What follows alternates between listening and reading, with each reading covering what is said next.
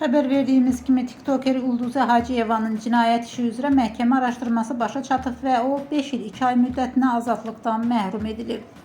Akşam.az xəbər verir ki, ötən gündən sosial şəbəkədə məsələ ilə bağlı bir çox paylaşımlar edilib.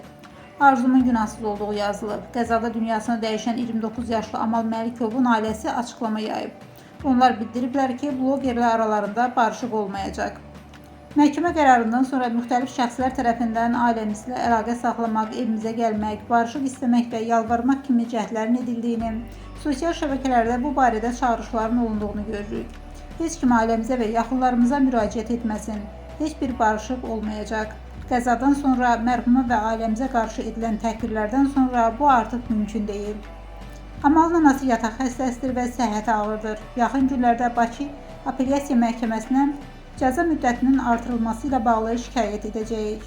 Hüquqi mübarizəmiz sonadək davam edəcək. Xahiş edirik, acımıza hörmət edin və yersiz xahişlərlə narahat etməyin. Evimizin qapısını bu məqsədlə döyməyin, fikrimiz dəyişməyəcək.